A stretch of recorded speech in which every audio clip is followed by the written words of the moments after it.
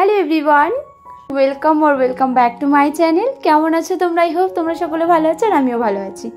তো আজকে সকালে বেরিয়ে পড়েছিলাম বাপের বাড়ির উদ্দেশ্যে। আসলে মা আমাদের এক জায়গায় নিমন্ত্রণ আছে, তো ওই কারণে মায়ের সঙ্গে একটু সকালবেলা মার্কেটে যাওয়ার ব্যাপার আছে, যার কারণে আমি সকালবেলা একেবারে বাপের বাড়িতে চলে এসেছি।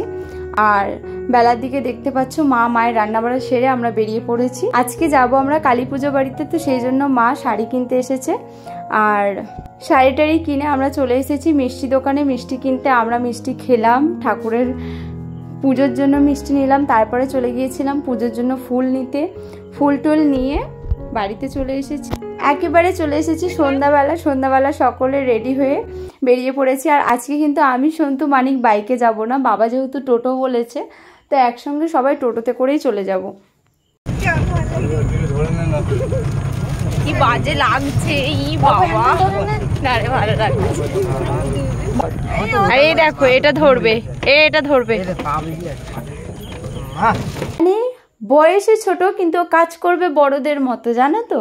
ও এখন বড়দের মতো ওটাকে ধরে ধরে যাবে। তারপরে রাস্তায় একটু দাঁড়ালো, বাবা ওখান থেকে মিষ্টি নিয়ে নিল, যেহেতু আমরা সকালবেলা পুজোর মিষ্টিটা এনেছিলাম। খাবি তুই? এই টোটো ছেড়ে দিল,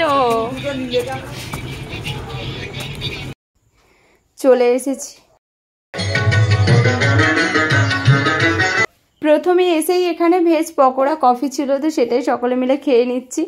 আপাতত সন্ধ্যাবেলা বেশ খিদেও পাচ্ছিল, আগে ওটা খেয়েই কিন্তু পেটটাকে একটু ভর্তি করে নিই।